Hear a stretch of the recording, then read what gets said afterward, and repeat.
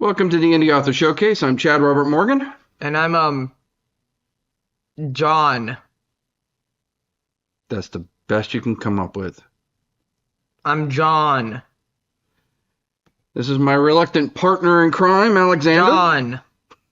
Alex. John. I'm not John. I'm John. So, this has actually been kind of an interesting week. Okay? John? You can stop that now. Okay. That's not helping. Got it. Okay. So, this has been kind of an interesting week. So, this is a little bit of a story. So, settle in, get your popcorn. But it starts with a friend of mine, Lana Barron. Now, I used to work with her at Double Helix. She is an actress. She's done at least one independent horror movie that I've watched. And she's doing another one that's coming out soon called Behold. Okay? What does this have to do with books, you ask? What does this have to do with books, I ask? Okay, we're getting to that. So, Thanks. now on Facebook, I have a lot of different groups that I signed up for to help promote my work, right? Whenever I have a book launch or I have an event like Son of Monsterpalooza that's coming out, I posted on these Facebook groups. Some of them are horror authors, some of them are just horror in general, that kind of thing. So, since Lana's my friend, I saw the poster for her movie, the post on Facebook, so I shared it with a few of these Facebook groups that I have. One of them is for a podcast that I've been listening to called the Sex and Horror Podcast. Wow. So that post got a comment from the admin, the author Dicey Grinner, Right. one of the co-hosts of the podcast. Right. So we got to talking, and in a couple of weeks, I will be interviewing her here on the Indie Author Showcase. Oh, I didn't know that. Okay, cool. Yeah. And in November, they will be interviewing me, her and her co-host. Oh, yay. Now, you know this is cool news because he's legitimately impressed right now. Yeah, no, I'm you did something. Yeah, he's usually very sarcastic, like, oh, wow. No, this is legit impressed Yeah, no, here. you did something. I'm proud of you. Yeah. This is new. You succeeded.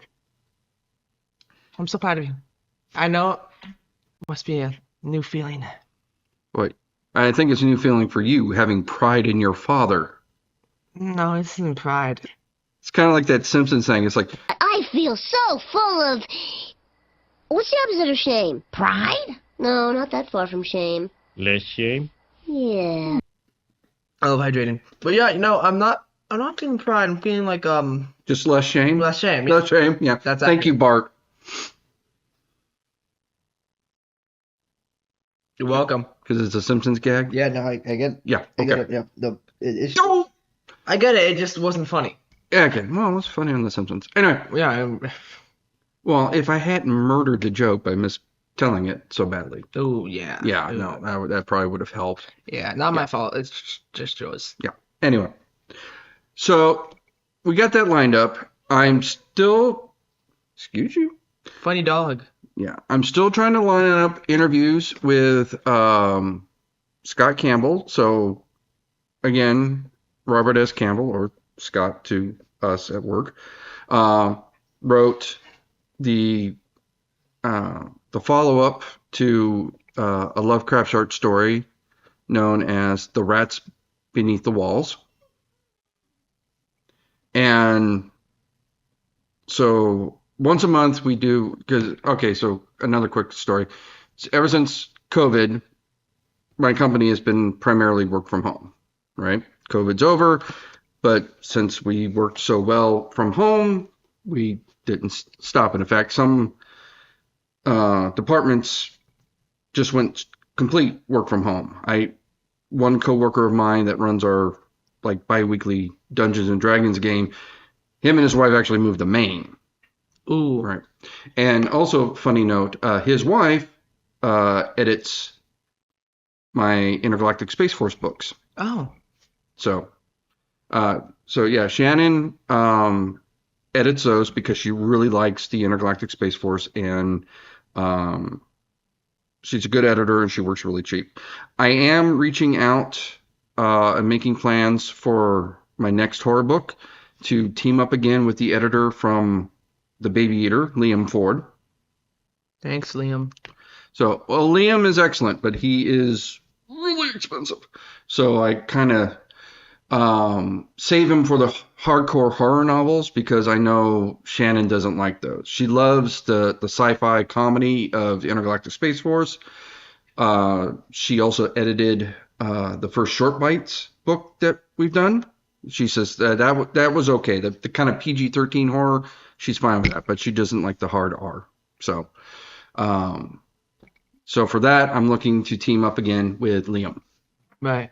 So, but since we all work from home, once a month we do kind of a go back into the office and chat. And the next one's scheduled on the 16th. So I'm trying to get to see if on the 16th I can finally get that interview with Scott. Mm-hmm.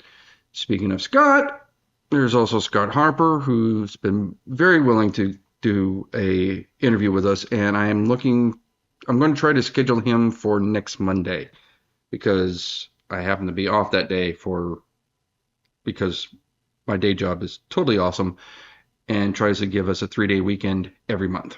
And sometimes they really have to stretch to find an excuse to give us a 3-day weekend. This month is Indigenous Peoples Day. Man. Yeah. As a white man, you really benefit from that, don't you? I don't know what was wrong with Halloween, but that's okay. Yeah. Oh, well, it happens. It happens. So, anyhow, I'm going to be off Monday, so I'm going to reach out to Scott and see if that works for him, and we can interview Scott Harper. So, hopefully, we'll have 3 interviews just this month alone. Yay! Yeah. Now, if we can get 3 viewers, that would be great. That'd be awesome. Yeah. Okay. One thing first. First the content, then the viewers. Yeah. So, we're going to get some cool content. Yeah, that'd be pretty cool. Yeah. Then, hopefully, we'll get some people actually watch it. Both old. And the biggest part is, if you don't want to, you don't have to be there for any of it. I'm so happy. Do you need? I could cry. Do you need a hug? Do we need? No, I'm good. Don't worry. I'm so happy I could cry tears of joy right now. Now you can't be there if you want to be. No, I'm It good. could be fun. I'm good. All right, no, I'm just saying. I'm so happy. Yes, Hellhound. I'm so joyous. And of course, we could not go with one podcast without being interrupted by the Hellhound of the podcast, Denim, who decided now would be a good time to play. He's just a little guy. I know. He was sleeping. And he's like, oh, what's that? They're recording a podcast? I must go play with them now. This is why we have a Patreon. Do you remember our Patreon? No. It's patreon.podbean.com/indie author showcase. Donate to the Patreon. We call you out here as a supporter. If $1 a month, we call you, put your name on there as a supporter, $5, and you also get an Indie Author Showcase t-shirt. Yay. And if we get some real patrons, we might actually build that up and have even bigger rewards. But let's just start with this. Let's see if we can get anybody to help us get a dog-free studio. You know, that's actually, yes, we're talking about you. This is actually kind of a realistic goal because right across the street from us is some office buildings. And they always seem to have a 2-man office building available for $500 a month. That's a big number. Well, considering what rent is around here, not really. It's relatively small. I mean, you just live in that. Huh? Can you just live in the office building? No, probably not. So, point is, we can't exactly afford it right now, but it is a not unreasonable goal. And we actually talked about this. What would be, I think, a cool idea is if we had it set up for the podcast, we're only going to use it once a week, right? Mm-hmm. So what if we turn that into our own business where we rent it out for other podcasters. So people like us who are starting out as a podcast, we could rent it for like, $50 an hour or whatever. Yeah. And then, voila, then it can pay for itself. Assuming there's enough local people that want to start podcasts. Which is a very niche market. Well, there's a lot of podcasts. You never know. Oh, something launched like today as we're recording this podcast. Wow. I wish I had heard of it sooner because I would have loved to participate in it. But by the time I heard about it, it was already going live. So maybe next year. But it's called Terrify Your Tablet.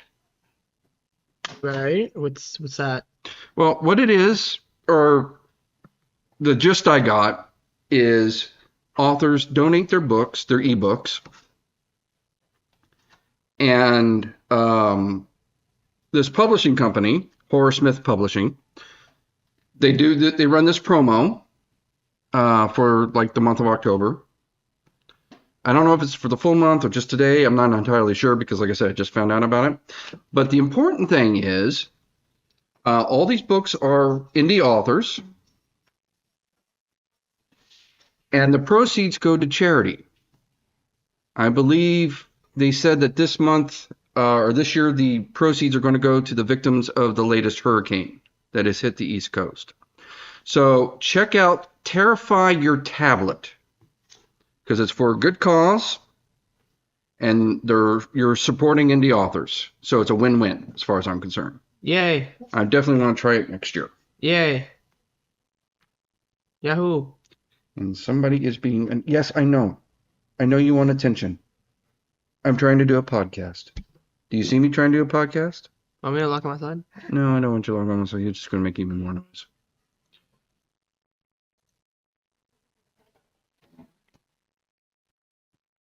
But this is why we have a Patreon. So we can have a dog-free studio. Yes, we need a studio with no puppies. So you want to wake up for the rest of the podcast? Yeah. Mister, I've been running around all day doing D&D stuff and running all over town. Yeah. Actually, there is one more bit of news. Where are we going tomorrow?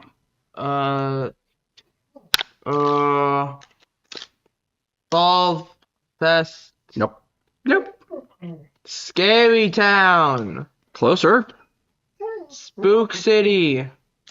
Nope. We are going... So we met these people at Creep IE. We are going to Fear Farm IE. Oh, Fear Farm IE. So, the IE is for the Inland Empire, which is basically if you're in California, you're talking Riverside County.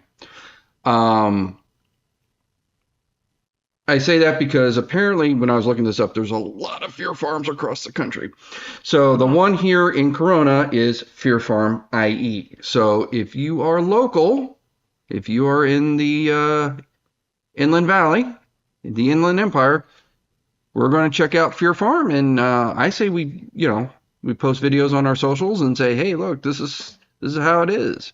Oh, okay. Because I think it's going to be fun. I think it's going to be a fun time. Okay. So that's going to be tomorrow night. So look forward to that. Mm-hmm.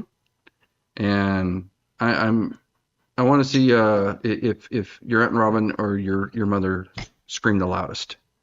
Okay. I'll scream louder just to make a point.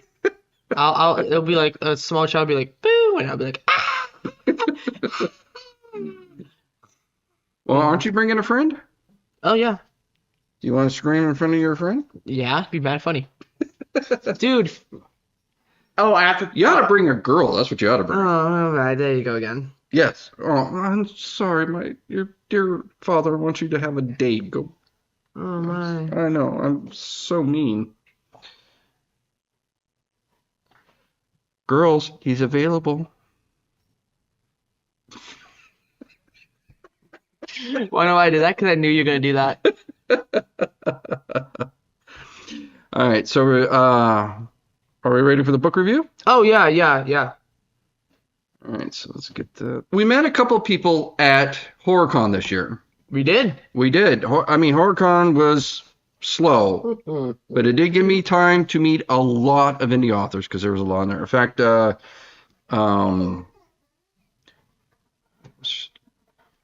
another one that I met that I want to get one of her books.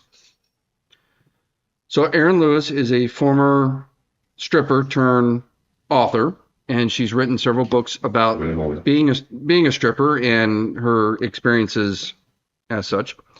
And I just recently read a collection of short stories by her, which we won't review on this podcast because, again, we only have 2 rules.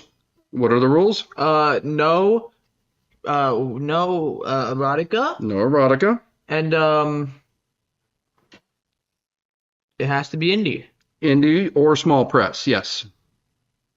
But she does write horror books. So I did enjoy the short stories. Not one we can review on the show because you're underage, but it did encourage me to want to get one of our other books. So I got to get one of those and add it to the queue, which is growing because we did get a stack of books at HorrorCon. You're looking more and more like the chick from The Ring every day. Yeah, I love making a joke. It's like, was it, guys? I'm edgy now. I go to My Chemical Romance concerts and Hot Topic. I love My Chemical Romance and Hot Topic. What? Look, I'm trying to remember the breed of dog you're reminding me of, where it's got all the hair in front of their face and I can't see. You know. Anyway, so one of the other people that we met there was Debra Castaneda. Thank you very much. And so we grabbed one of her books called The Root Witch. Yep, and we listened to it on Audible. Which is why she got bumped up in the priority queue. Because technically I bought this, that should have put her lower on the list, but being on Audible, I was able to multitask so I can listen while I'm driving. Audiobooks just get higher up on the queue just out of the convenience of it, unfortunately. But we do need to look at some of our other books that have been donated and see if any of those are on Audible and get those higher on the list. But as it is right now, we have Deborah's book, The Root Witch. So the basic plot of this book is that there is a forest where weird things happen. It's this aspen forest in was it Utah? I think it was Utah. Supposedly the forest is actually one giant organism. Like the trees grow from runners. You could even say it's the root witch. Ooh. Well, that was the gist I got, was the root witch was actually the trees somehow manifesting, like the roots would come up, that kind of thing. So what did you think of the book? That's pretty good. I will say it was a slow burn. Definitely. 2/3 of the book is a lot of character development, a lot of strong character development. I thought that was one of the stronger parts of the book, was that the characters felt very real, that they felt, very three-dimensional. There's a lot of time and effort putting in there. And there's the occasional weird thing going on just to remind you that it's a horror book and not some slice of life thing. But then we get to about 3/4 of the way through the book, and it boom, right? Big, huge, explosive event, which was like, it was the money shot. That's when the book was at its best. Yeah. So much so that I felt that the climax was actually a bit anticlimactic. Yeah. It also doesn't help that it was like all of a sudden like 1 to 100. That's what I felt like it could have been built up to more. That's one thing I have to add. Yeah, when it was good, it was really, really good. So we're on this slow pace. It is interesting, but it's mostly interesting because of what's happening with the characters, right? The story itself is not really progressing a lot. A lot of build up of the characters. That's a strong suit, right? Very, but when it does go all hardcore supernatural, that was its shining moment of the book. Right. Right. So overall, I would say I liked it, but yeah. Yeah, same. I think it was pretty good.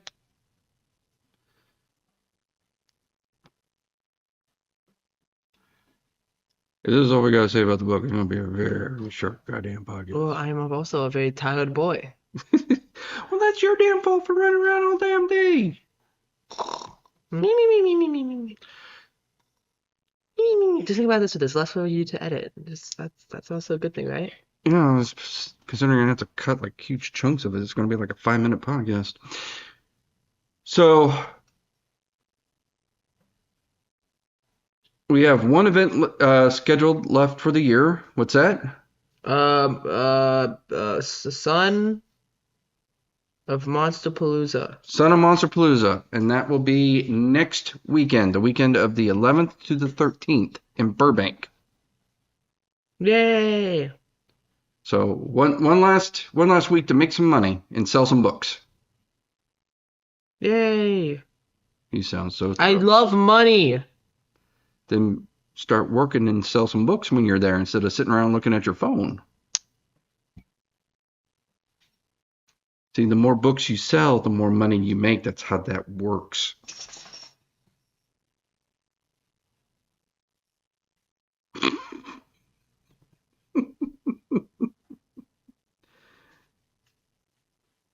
Yeah, no, you actually got to work. You can't just sit there and mooch off of me for 3 days. We go to these conventions, he winds up spending like about half our earnings. I'm gonna go get lunch. I'm gonna go buy these rings. I just saw this really cool thing. I'm gonna buy that. The hell you don't. You spend your money faster than you can make it. Probably get that from me, to be honest. But that's all right. So, in fact, we have already signed up next year for Monsterpalooza in May. Yay! So we will. So at Son of Monsterpalooza, we're just going to have a table, which is good because it's a lot cheaper, right? So we're just going to be there selling books, and not a lot of merch. It's going to be almost all books. But in May, we're going to have the full booth. We're going to have our 3D statues. We're going to have our T-shirts, the whole 9 yards, and we're going to sell a lot of stuff. All right. All right. All right. I'm a tired little fella. So, to find our merch, go to shopspectreinc.com where you can find the books, the audio books, the 3D printed statues, shorts, pants, beach towels, dildos. No dildos. I keep no telling you, dildos. no dildos. We do not sell dildos. Oh. Speaking of the shop, I will tell you this much. I spent the afternoon arguing with TikTok because I had linked our store with TikTok, so our merch gets downloaded to there. And so I'm a busy guy. I got a day job. I'm writing the books. I'm doing the podcast and everything. I'm not paying close attention to the store, right? Turns out TikTok killed my TikTok shop. Oh no, not the TikTok shop. And I said to them, so what did I do wrong? Took them like 2.5 hours before they finally can get around and tell me why the shop was closed. I couldn't appeal it. Couldn't they're running me up the chain. So no, can't appeal this. This is automatic. You had an automatic violation. Boom. I was like, okay, what was the violation? Read our terms and services. That doesn't help me. I don't know which one of these terms and services I violated. What was it that was bad? So I guess what eventually happened was when I first set up the shop, they were asking for additional information to verify my identity, and I must have missed that email, didn't send it to it, and so they killed the shop. That apparently is what happened. But it took me like something like 2 or 3 hours to finally pry that information out of them. So killed the shop, built a whole new one, did the whole process all over again. Hopefully this one will actually stick around so that our ads and our products show up on TikTok and people can just order it straight from TikTok. All right. That would be cool. That would be pretty cool. But in the event of a TikTok failure, please grab your browser and go directly to shopspectralinc.com. Yay. And the best way to support the show, buy one of our books, leave a review. Remember, any of these indie authors we talk about, leave a positive review. This is all based on the Mel Brooks principle. Do you remember the Mel Brooks principle? If you like our show, tell everyone but. If you think it stinks, keep your big mouth shut. Say something nice or shut up and be quiet and go away and leave. You can go away and be quiet and leave. I think Mel Brooks said it a bit more cleverly than that. No. Yep. If you any of these books that we talk about on the podcast, I mean, we do the same thing when we get the books. If we don't like it, we don't bring a book on here that we mutually hate and just trash it. We are not here to bring anybody down. So any of the books that we mention on the podcast, if it sounds like it's your style, get the book. If you like it, leave a review. That is the most important thing that you can do, short of actually buying the book, to support your favorite author. Because these days it's all about the algorithms. It's all about the ratings. Yep. So please, if you like it, leave an honest 4 or 5 star review. If you didn't like it, don't say anything. Just say, all right, not my thing, and move on. Just keep it quiet. That's the best thing you can do to support fellow indie authors. And with that being said, I think it's time we end the podcast. Yes, my grumpy assistant. Yay! Toodaloo. We gotta find a better sign off than Toodaloo. Nah, I like Toodaloo. I really don't like Toodaloo. I really like Toodaloo. We gotta find something better than No, Toodaloo. I like Toodaloo. Until next time. Toodaloo. God.